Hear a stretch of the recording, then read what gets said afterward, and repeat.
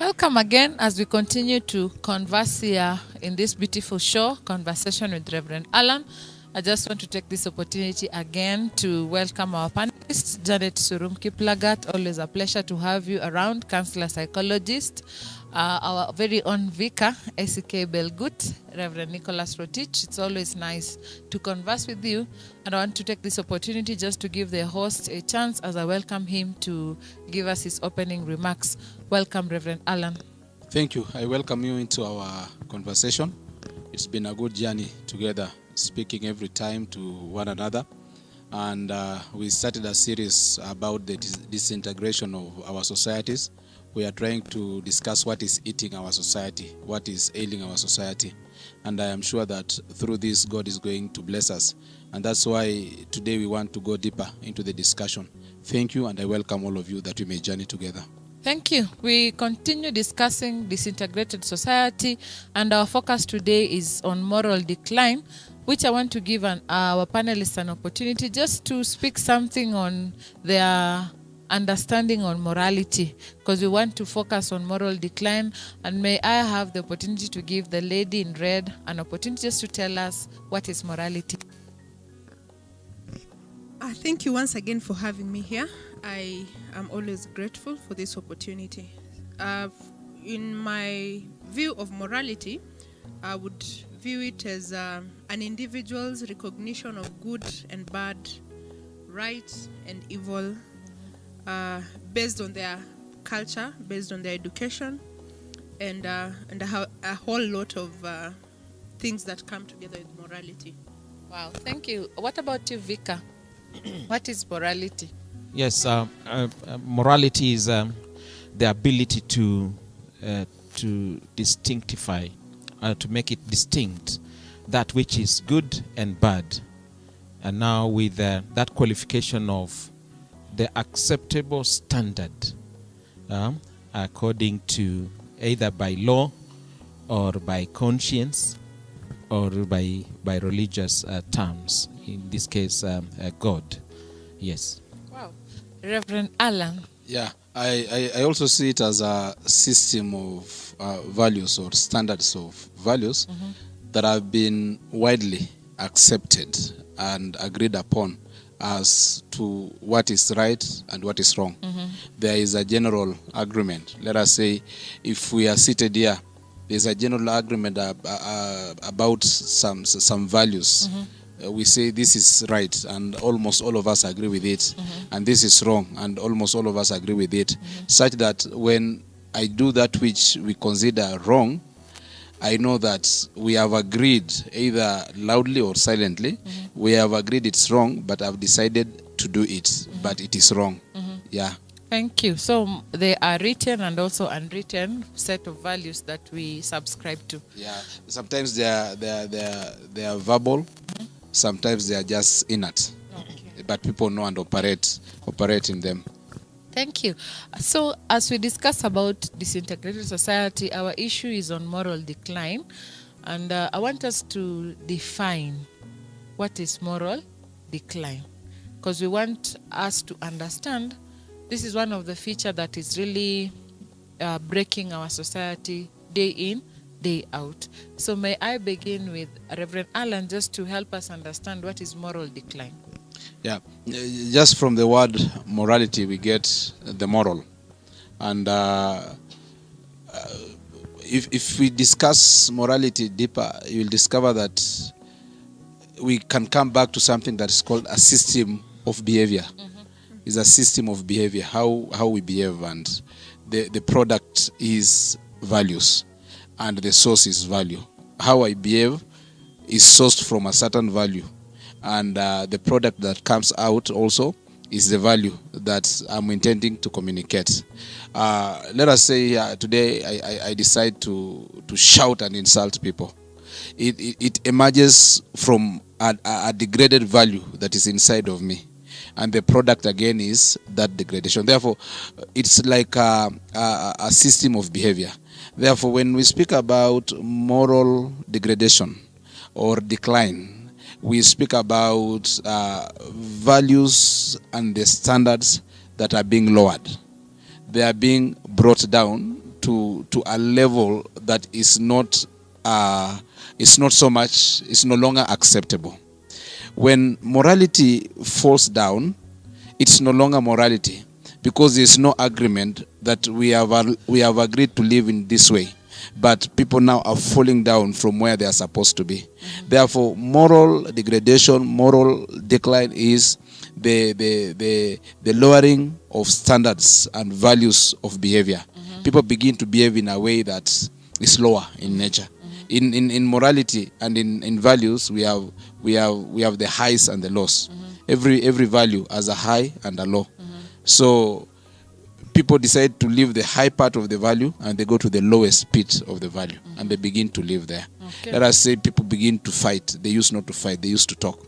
People begin to steal. They used not to steal. They used to borrow. Yeah. Okay.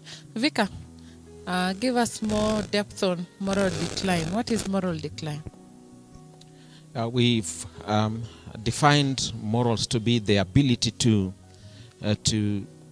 stand and say this is correct or this is wrong, and if we can define morality to be the correctness, the uprightness, the straightness, and then when we as well define decay or degradation to mean going away from that which we have graded and put more premium to be good, then the moral degradation means it is coming below par.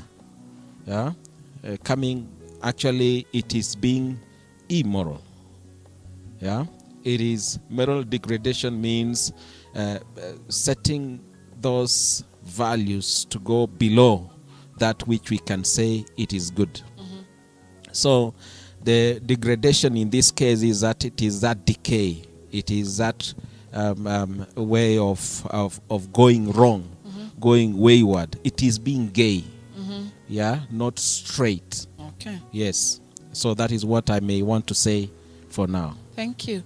Janet, anything to say on moral decline? Maybe just to add, I would say that in addition to what they have clearly put, moral decline is when there is a thin line between what is right and what is wrong. What is wrong has been normalized to look like it is right.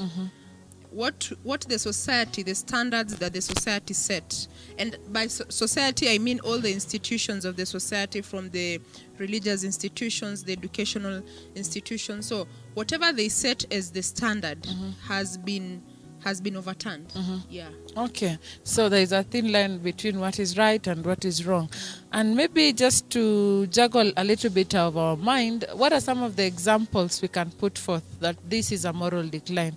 This thing used not to be, but this thing is now being acceptable day in, day out. This thing was totally shunned, but nowadays people are accommodating. This thing was totally not spoken, but people are becoming vocal and advocating. What are some of those examples that we can cite on this show that now this is moral decline?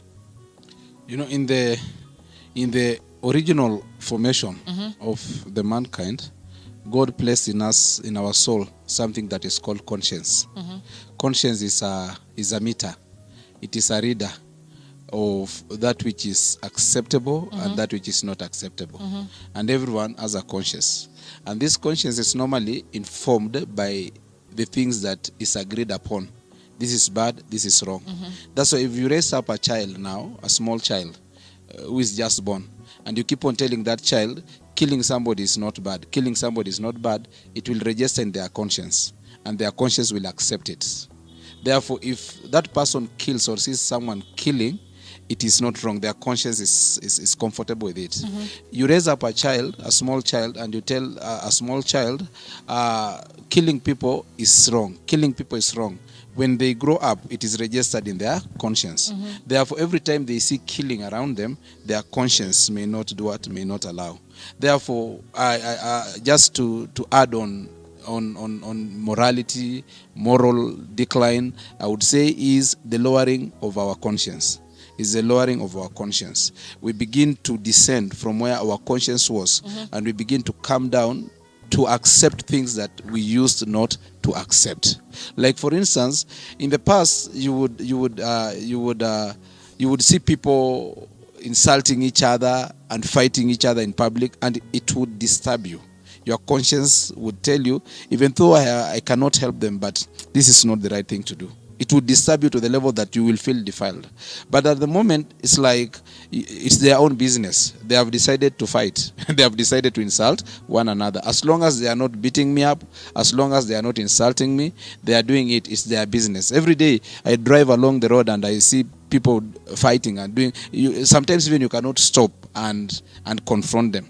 They'll in the beat past, you up. eh? They'll join. They and will, beat you up. again, maybe you fear. And again, sometimes I say, let me mind my business. Every time you say, let me mind my business, you have allowed your conscience to die over that matter. Sometimes you would hear that somebody has died along the road. Everybody would run to see, and everybody would shake their head that something bad has happened. But nowadays they will say, somebody has been killed along the road there. And people say, do you know the person? We don't know the person. And the body of a dead person can stay on the road from the night to the day until the following night. That's the time the policeman will come and pick. And it never bothers anybody, because now our conscience is beginning to accept murder, death, killing is normal. Okay, we don't like it, but it's normal. Every time we begin to say the bad is normal or the abnormal is normal, I don't like it, but it is normal. That is the time now we begin to say, the morality is declining. Examples. Pastor's talking about murder, fighting. What are some of the examples that society is now on the decline morality? Vika. Yes, yes, it is. It's a wide subject, this one. And when we talk about morals, we talk about the values that actually we derive from somewhere. Yeah, and the pastor has mentioned something to do with conscience. But even that conscience, it is. We may want to say it is God-given. Yeah, that's a source. Yes, it's a source. So God is a source in this case. And so, if we talk about attributes of God, we talk of God as good, God as honest, God as one who is upright, God is correct, absolutely. Yeah.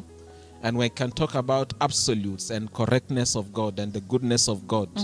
And those are the moral attributes of God. And so we divine those attributes from Him. Yeah, we derive from Him those attributes. And now we form a basis in our lives on how do we conduct ourselves and how do we behave. And so in this case is that if we go against, and if God is pro-life, then for us is that if we must be pro-life, so we must have an ethical code, a kind of a norm, a kind of a behavior that is pro-life. And if we go against that which is from God, and against means if we do kill, if we do lie, if we are not honest, if we are unscrupulous, if we are licentious, if we are whatever it is, then if we go against that which we say these are the attributes of God, then that is the time we those are examples. And Reverend has mentioned killing, has mentioned lying, has mentioned the values that are being lowered. And being lowered in this case is that lowered beyond the human decency. Yeah, we are no longer decent. Talk, for example, even things to do with nudity, nakedness. Yeah, and people somehow we tend to acknowledge, and we, even though we acknowledge nudity, is that if it is in public behavior and managing people, is that being naked also is something that is, we say this is immoral. There can be several things. Yeah. Yes, Janet. What are some of the contributions you can bring on board before I ask an interesting question? Yes, Janet. I would add on things like homosexuality, which we are trying really to say that it's something that is acceptable in the society. People are born to be, some people are born both ways, or you can be born a female and now you become a male along the way, we know clearly, according to the Bible, that's not even something that's possible. Orientations. Yeah, those orientations, because male and female, that is what God created. Again, I would talk about the things that we see in schools. For example, these days, you can find students, and students are just a representative who don't have reverence for authority. Disrespect. A lot of, actually it's more than disrespect. They do not revere at all. Rebellion. We also find normalizing corruption. And you find even us as Kenyans, in our talks we say, wacha ingie miaka 5, akule aende. So as an individual, you have seen this thing to be normal. It has become normal to you. Again, in higher institutions or even schools, you find something like drug and substance abuse. It has become normal. It has become normal, and it is a way of life. Of course, there are reasons like peer pressure, etc., so many reasons, but we need to come out and say that this is not the right way for our children to live. There are so many examples that I could say. Interesting. Yeah, just a minute. I'll give you a minute. Yes, Reverend. Like for instance, some of the example is when we begin to give good names to the things that we used to consider them they are bad. Like nowadays, when someone is nude, it is called fashion. For advertisement, for everything, it is called fashion. Now, when you put on that which we used to call decency, it is called like primitivity. Nowadays, we have things like mercy killing. Mercy killings. You know, it used not to be there. That this person is suffering, let us kill this person so that they may not suffer. Life was ordained by God, and God was to end it. And that's why even in the Bible there are times you will say, let the rocks fall on me, and they will refuse to do that. Therefore it's up to God to kill when the right time to kill comes. Nowadays when someone aborts, they normally say, we didn't want the child to suffer. They give an excuse. I aborted this child so that the child may not suffer, and again I was raped, that's why I aborted. I didn't want to live with that guilt forever. We have an excuse for a bad thing, and that excuse is almost acceptable. So I think those are tell signs that our society is going under. And what about this thing, adultery, fornication? They have names. Yeah, they have very good names. And these days, like if I have an issue in my marriage, you just walk away. As in, let no man bother you, let no woman My bother space. my space. It's my choice. I cannot. And then we come in the name of mental wellness, like, and it's something that can be solved. But you come with the tag of mental wellness, but you have normalized separation. Yeah. And You have justified. Why? you know, nowadays Why you want strike. That when students ban school, and it's no longer called strike. The students were ventilating. It's called to ventilate. Even people going on strike on streets, they were venting out. They were venting out. Okay. They don't care. They were venting out what happened with their venting out. Interesting. I have a question for us. As we pick up this discussion. I'm just wondering what went wrong. What went wrong? Because I think the voice, there is a voice that is quiet. There is a voice that was shut down, and there is a voice that got tired, and these other voices now are gaining ground.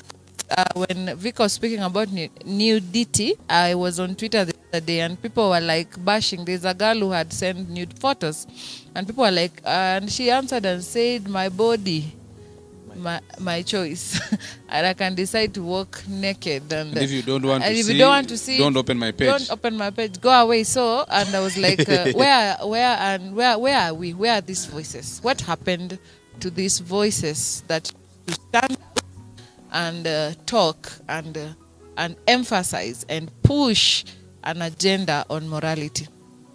I would just maybe say something, just a small one, that has just dropped in my heart. You know, the system created we created a system had been created even from the beginning of rewarding good and punishing evil. And that one also used to motivate people to do good and to pursue good. But nowadays, you see, when you stand against evil, there's a possibility that you'll be punished, directly or indirectly. The public will refuse. Even in church, at the moment, we have nowadays in churches we have feel-good messages. If you do a tough message, people will walk away. So a pastor will settle on a feel-good message so that people will remain and resources will be there. So your being bad is rewarded and your being good is punished. So after getting punished over a period of time, many people surrendered, fighting for the good. And I think that's one of the reasons. People have been punished because they are standing against evil. People have been killed because they are standing against evil. We have seen thieves getting rich and richer and richer and richer. We have seen people who are doing these popular things like what we are talking about, nudity. That person's page, you go after a few days, she will be having thousands and thousands in her page, and she will begin to earn out of it. So evil is being rewarded and good is being punished. So people choose and they say, let me just be lukewarm or go towards the other side. I think that's one of the...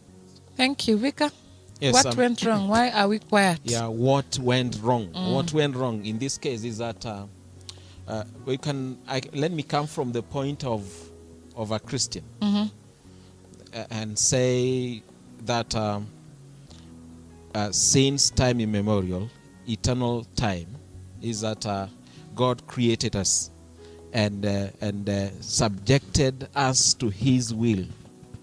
Yeah, and if we are created in His image and likeness, then even in terms of moral standing, we were as good as God, though not absolute, of course, lesser.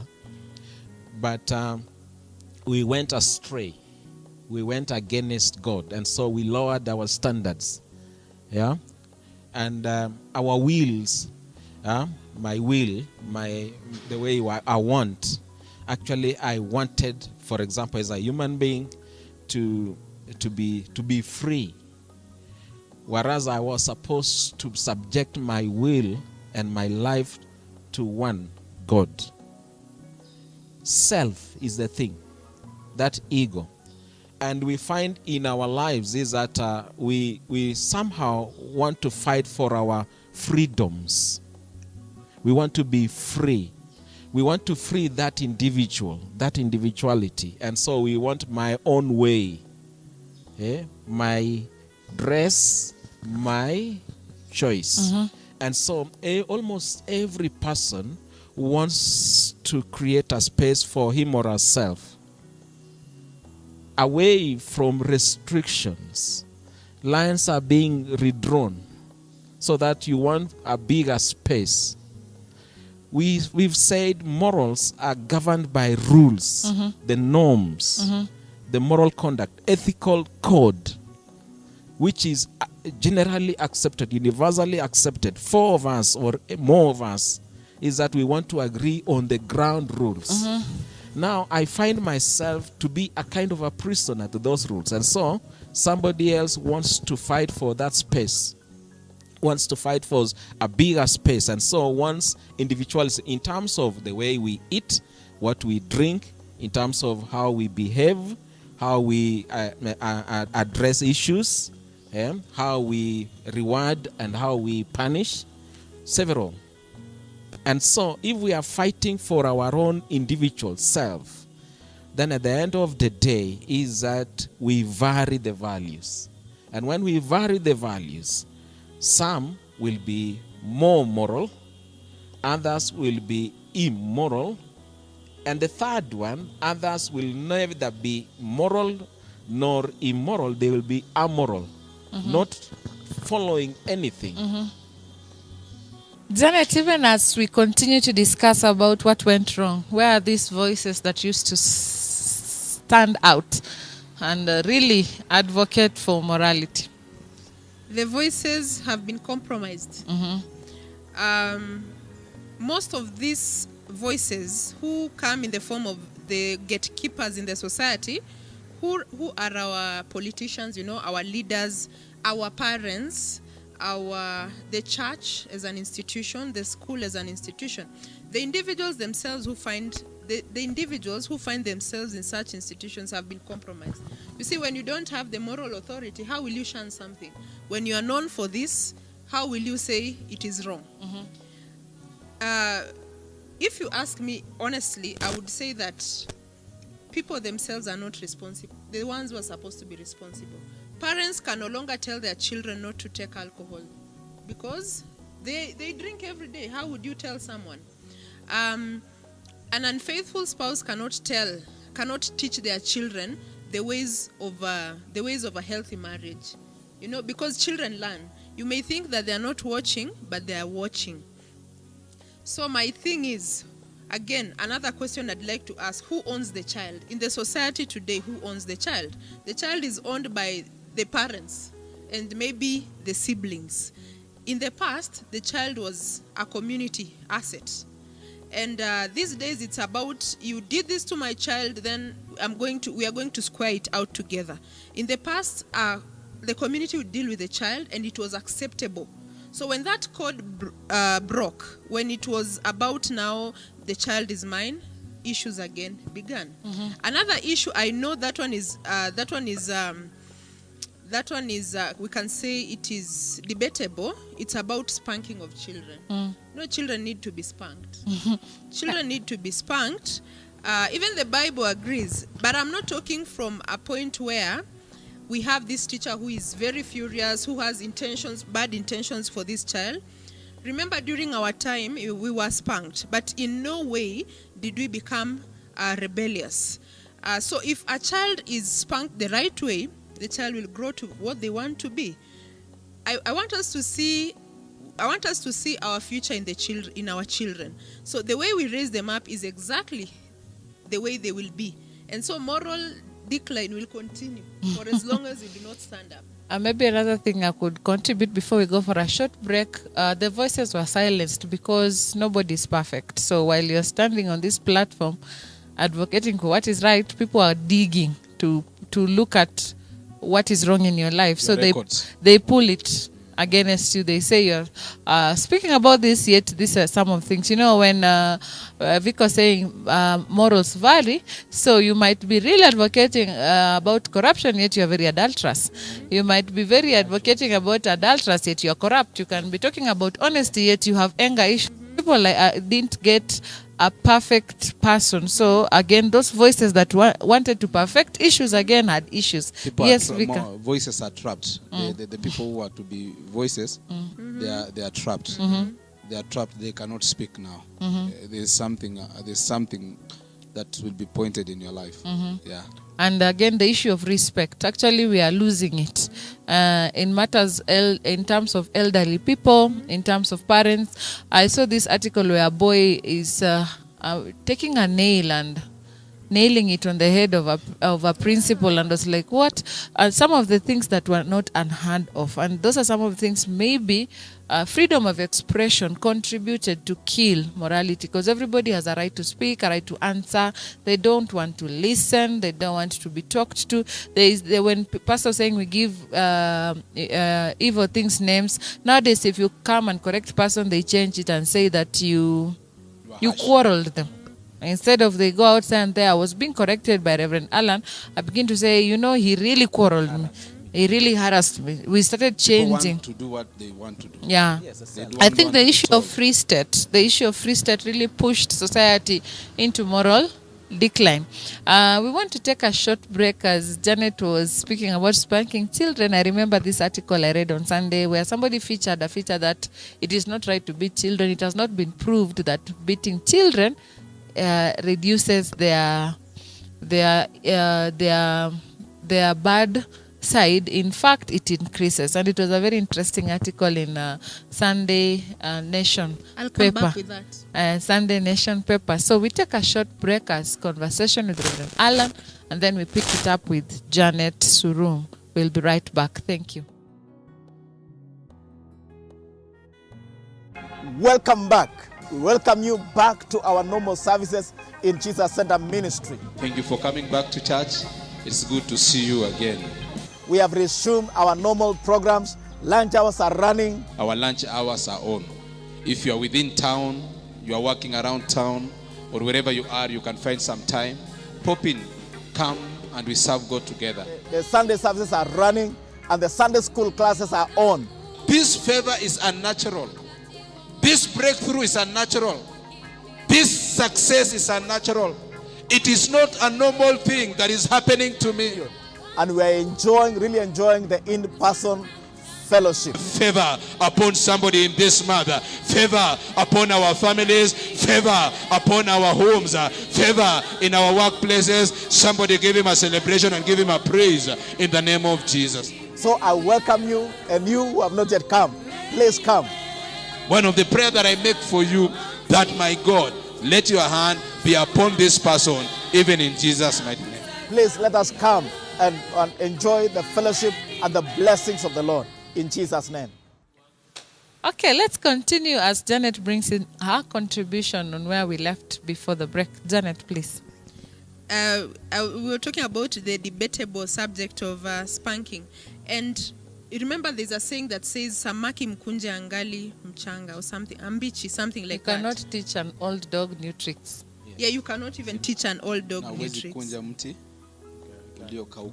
Uliokauka. So my point is this. Spanking is not beating. Beating is some corporal punishment, and it's some sort of physical assault. I'm talking about correcting a behavior before it escalates. This is the point. Children who are preteens ought to be spanked, because then they will learn. Children who are preteens, they have not developed their independence, and they are still teachable. But the moment a child enters into teenage, especially the boy child, that child calls for dialogue and not really spanking. Now, even it changes to beating. It takes dialogue now. We have to talk, we have to negotiate. You have to tell this person why you are saying this is the right way and not this way. The problem with us parents, we get angry. We think that this child is being disobedient, but the parenting style now has changed. It's not about me as a parent being authoritative. It's me as a parent being a core member of the family, relating, understanding issues. I've said especially the boy child. They respond to beating by camouflaging. Beating suppresses the behavior. It does not really finish the behavior. When the time is right, now in the university, college, etc., they have all that freedom, and the behavior will come up again. So in teenage, it's about talking, but preteen, it's about spanking. Let's spank them. I think every stage of life has its own approach, has its own way of understanding that this is not right. Punishment varies from stages to stages. Even in my age, I am still punished somewhere if I don't do what is supposed to be done. That's why we say when you come of 18 years and above and you do some things, you go to prison. And when you go to jail, it also varies with what you have done and also your age and also how many times you've done it. Therefore, I would say whipping a child of a certain age is one of the way you communicate to the child that whatever you are doing is wrong, and I'm communicating it with this loudest voice possible. When it comes maybe to teenagers, Janet is saying, apart from dialogue, there's also other methods of punishing them. Sure. You can deny them some facilities that they are supposed to be having. And that one is a communication that whatever you are doing, I am also protesting. When it comes to adults like myself, there's a method of punishment also. All of us, and that's why some people are sacked from job. That's a method of punishment. Others are salary is cut, a method of punishment. A society without punishment is not a society that we live. Therefore, I say whipping a child, the Bible says spare the rod and spoil the child. I think it's okay, provided you don't overdo it. Yeah, As long as it is done within the confines of humanity. Maybe the issue with the Bible, they did not categorize at what point you use the rod, at what point you talk. Yes, and they that just say is- the child, and you are still a child of the vicar. Yes. Yeah, I and wanted to add something in here because that is what I said. We normally vary.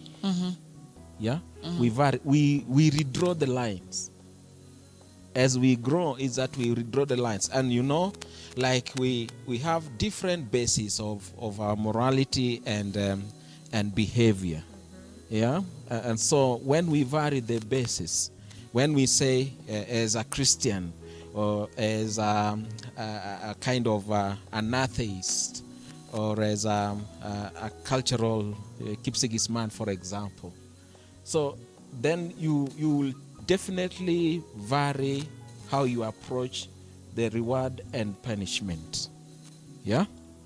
And so you will redraw those lines. And so in this case is that people will need to agree when we talk about moral decay, moral degradation, is that we must at the end of the day agree on what basis. Because what is wrong for one elsewhere in a different culture is right.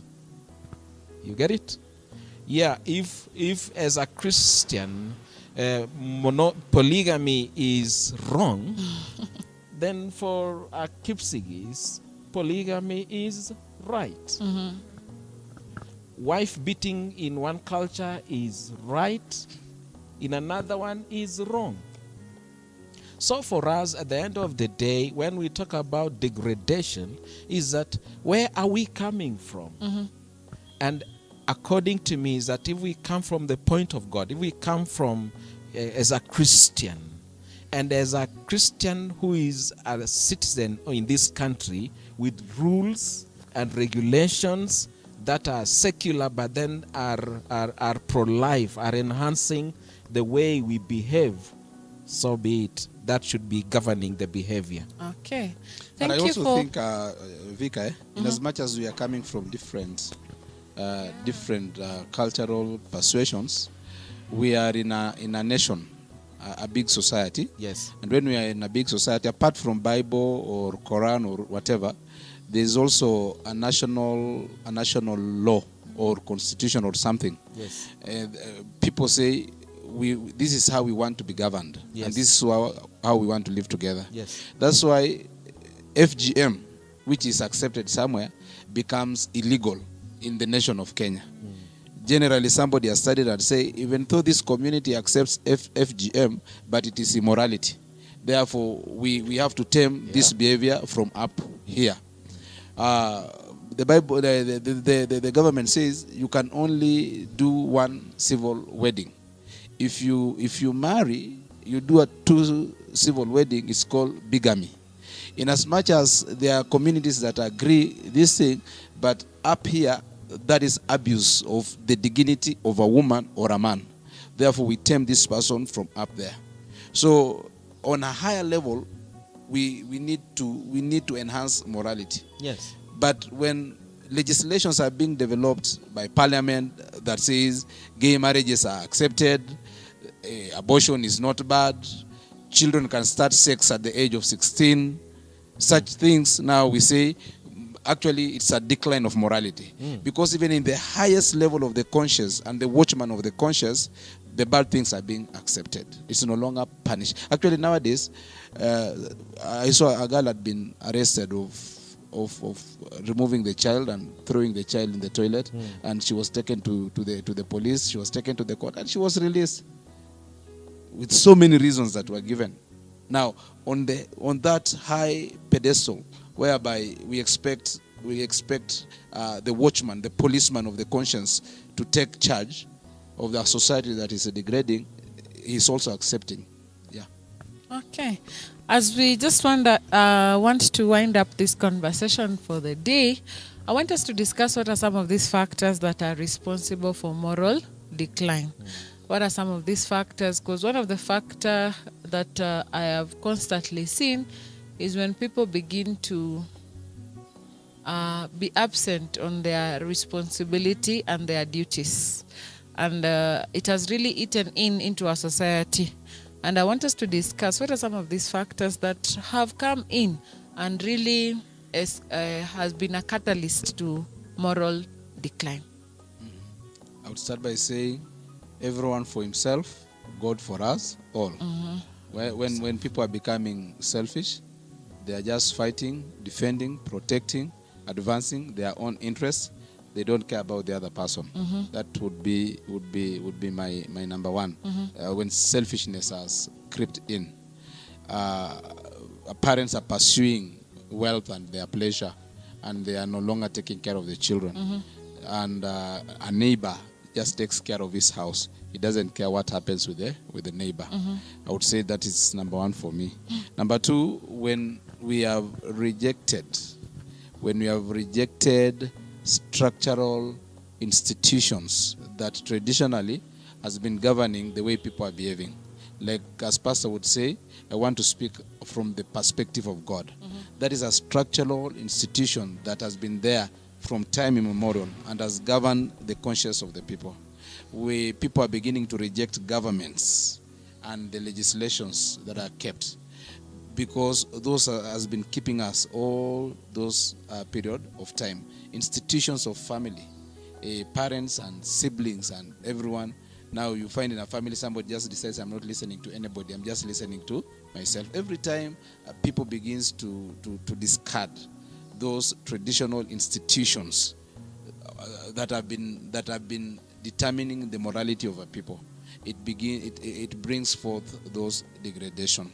And then I would also add, lastly, for myself, could be learning from others. Like the way Reverend says, variation, we vary. Learning from others. We are learning from other communities and other societies. And evil is taking advantage and sneaks into society. All those societies across. This society have accepted so and so. So our society must accept this and that. Vika.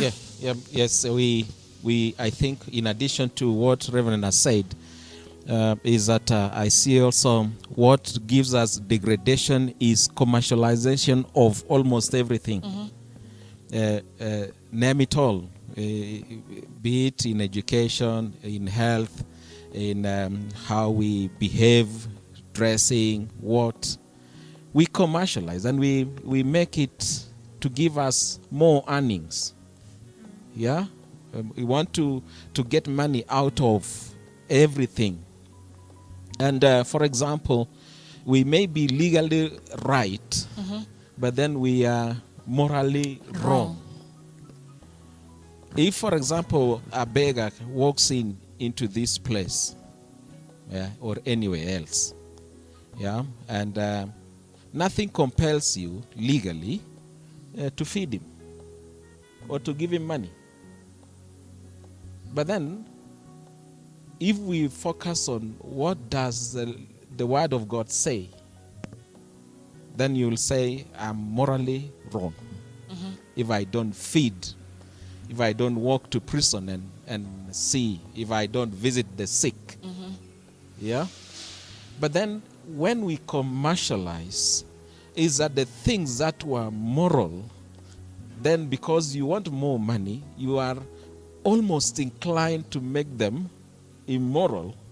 Because, for example, if abortion or medicine or what, like what people say of late is that they talk about marijuana and say legalize. They talk about other drugs and say legalize. And the same drugs could be that affects behavior either way. And they would want to get more money. Talk, for example, betting, and all these licensing boards, and talk of the way people are getting more rich and rich, whichever way, good or bad, is that so long as it gives money, every sector, religious or what, almost would want to get more money out of the services they render. And so in that case is that the tendency to vary, it's a factor, is that the tendency to vary the values is high because you want to get more profit. That is what I think from my point of view has affected our morality. Okay. Janet, what are some other factors? In connection with the money haste, the chase for money, you see, even my point actually is about parenting, how we parent our children. And so in our chase for money as parents, in our chase for material things, in our chase for inheritance, we have abdicated our responsibilities. Are we there for our children? You see, if we are not there, then they will use any other platform to learn morals from. It could be their peers, it could be the internet, it could be the television. So those ones become teachers of our children. So even as parents, we need to ask ourselves, am I chasing money at the expense of my role as a parent? We can substitute everything else. You can change a school. You can change your workplace. But the parent remains that one. And the role of the parent can never be taken by anyone else. The parent or guardian can never be taken by anyone else. And that's why as educationists now, we are calling on parents. We are calling on parents to teach the children the values that they expect them to have. Not to just come to church and, push the children to Sunday school, but at home, what are the children getting? What the children are getting in the church and at home, they should be the same thing. They should not be a lapse. So we need to come back and question ourselves, what role are we playing? Yeah, are we still nurturing, or we are providers? Have we left it at provision?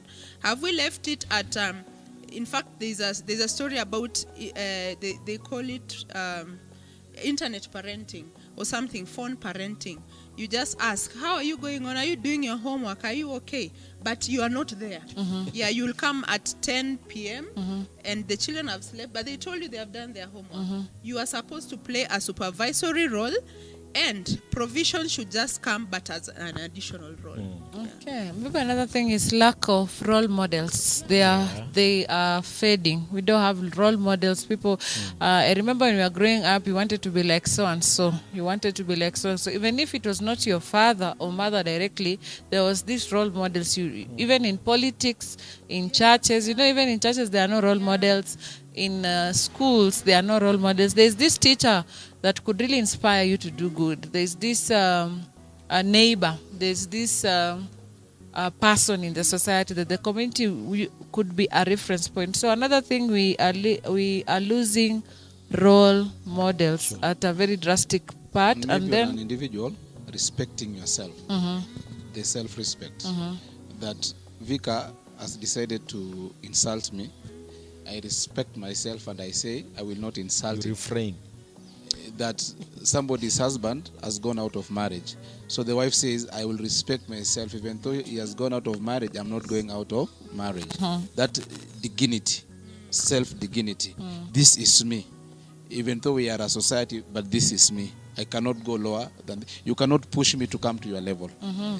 Actually, Pastor has given a very good point, because at the end of the day, when all is said and done, people who are adults, it is your mental disposition to choose between right and wrong. No one can follow you up. No one can police you. So what is your mental disposition? According to the laws, etc., whatever is said to be right, what do you think? What do you think? And that is where you'll get the answer. Has my moral whatever declined? Yeah. Okay, interesting. And then the issue of the social media has really contributed to moral declines. Social media. You remember in times past when there were no phones, there was some decency. But nowadays with phones, with the internet, with Facebook, Instagram, Twitter, LinkedIn, there's so much that is going on. TikTok, the world has moved very fast, and actually phones have bypassed our morals. So another factor that is really contributing to moral decline is the social media technology, even the level of advancement in terms of education. The more you are disposed academically, there are things now you begin to argue, you begin to accommodate, and you begin to say, it's not bad. So these are some of the things maybe... Thinks they are wise.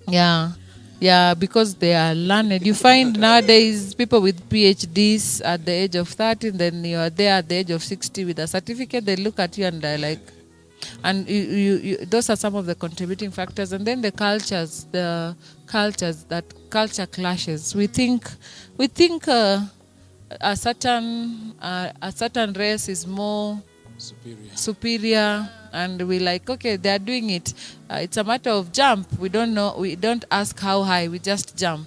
Dance. We don't know. We don't ask how, why. We just dance, and it has been introduced, and it's really degrading our moral decline. Then there's this issue of people living in closed communities. Yeah. Closed communities. You know, you can stay with a neighbor, you don't know their name, you don't know what they do. People minding their business. You just greet each other through cars and all that. I think you also heard that story. I think it was in Kakamega. A man was living with a woman, but they were drunk. So the woman died, stayed in the house like for 5 days until mwili yake kaoza. And the man, since he was drunk, used to wake up very early, go drink and come back, thinking that the woman is sleeping. Until the neighbors, passers-by, wakasikia harufu, they came and broke into the house and they found the person. Actually, as we are saying, we are no longer staying as a community. We are detached. The communal life is even dying. in church, we are so detached. And then there's this issue whereby people are just getting rich and they're not accountable. If Janet comes here with 10 million, we clap. If Vika comes here with 50 billion, we just clap. If Reverend Allan comes here with 100, we just clap. We don't ask where on earth has this money or this wealth come from. I said the other time, people have disregarded the process. We only see the product. In the past, for someone to be a millionaire, not only him, but even yourself, you would say, I've seen the way this person has worked in his business up to this place. But here, you sleep a pauper, tomorrow you wake up a millionaire, and we clap to you. In the past, to get a PhD, actually, that's why the old professors, you remember the old professors, you would see the way they would struggle up to where they are. Nowadays, somebody just disappeared for 2 years, they come back and they tell you, I have a PhD, I am a professor, and it's just like that. Things have become microwave. Easy. Yeah. And then I think also the church at some point lost focus on what the church needs to do and what the church does not need to do. And I think they also intermingled or compromised at some level. The feel-good messages, the hyped messages, so that they retain a certain stature. This is a very interesting conversation. We have been talking about moral decline. Maybe I just give a minute to each as Reverend Allan has closed the show for us, just to say something about this whole issue of moral wide. You know, it's eating on us individually and also as a group and as a nation. So, Janet, what are your closing remarks? My closing remark is, what role am I playing in this moral decadence? Yes, the moral degradation is that we really need to upgrade our app in terms of how we behave and how we see things. We really need to retrace where we went wrong. According to me, is that the moment we fell off in the Garden of Eden and followed our own wills, our own selfish desires, is that we are bound to, or there is a song, we are prone to wander. We are prone to wander, and so we need to come back to where God is to teach us his ways. Stand at the crossroads and ask of old ways.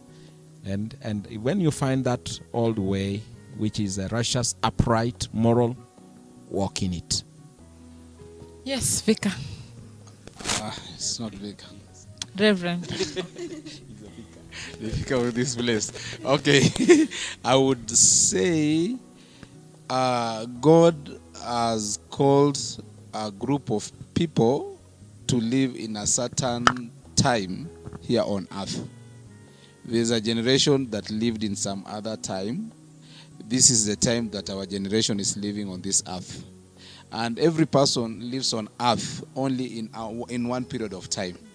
And you need to do everything that you are supposed to do, and you leave a legacy to the next generation. It's up to our generation to say what we received from the previous ones, and what we leave for our children, and what kind of a society or the earth that we want to leave behind. We are only in this earth for only this period. We cannot come back. Even those who believe in reincarnation, they normally don't come back as themselves. They reincarnate as other things. Therefore, let us do what we need to do now. And let us change our world and change our society. It is up to us. God is in heaven waiting for us to do it. And that's why he says, if my people who are called by my name will humble themselves, turn away from their wickedness, pray, I will hear from heaven and I will heal their land. And I believe that if we come to a place, humble ourselves and say, our society is rotten. God, we are turning from this wicked way. We are pursuing you. Lord, heal our land. Our society will be. The little thing that I do today contributes to the big thing that will happen tomorrow. A good thing today is a seed for tomorrow. Thank you. Wow. We are ending this show today. We've been discussing about moral decline as a factor that contributes to a disintegrated society. Stay tuned in this month of August as we work to talk about disintegrated society and how we can bring it back as a team and also as an individual. I've been your moderator, Vivian Kibeu. I'll see you on this page, on this platform, at the hour where we converse with Rev Allan. Thank you. Thank you.